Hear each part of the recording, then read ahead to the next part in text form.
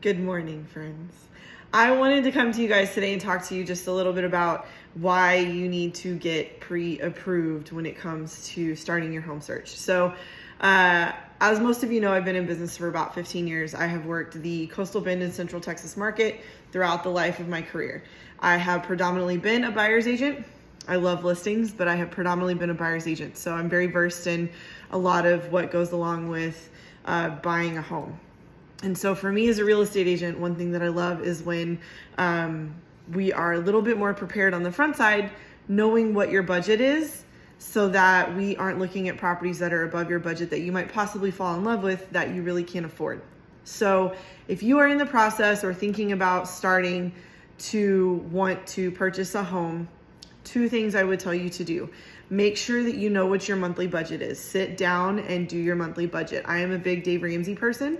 So if you need a place to start there and start working on what your monthly expenses are and where your money goes. Know where your money goes. That way you know what you can afford for a monthly payment. A lot of times when you go to get pre-approved, you're going to be pre-approved for more than what you actually want to spend or are comfortable spending. So if you have an idea of what you already spend on your housing now and what you're comfortable with spending on your housing when you purchase, it'll give us a better idea. You can go to the lender and say, hey, look, I don't want to pay more than, $1,750 a month on my payment. And they're going to say, okay, great. Then you don't need to shop for a house that's any more than this. So it's one of those things that if you go to get pre-approved and start that process, you'll know where you need to be when you're shopping. In addition, yes, we are still in a seller's market, okay? Inventory is still short, even though the market is starting to shift. So the pre-approval letter is still very much needed when you submit an offer on a house.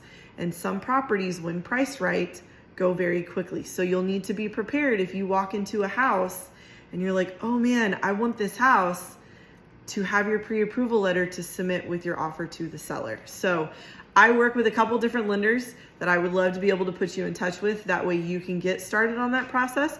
If you're not ready for the lender side yet, at least start working on your budget so you can hopefully either start working on paying down debt with the snowball effect from Dave Ramsey, or just so you have a better idea of where you stand every month with where your money goes. So if you have any questions about it, reach out, give me a call. We can chat a little bit further. If you want to know where you stand with your credit reports and things like that, with the lending side, I can put you in touch with the lender and they can start you on that process too. So just let me know.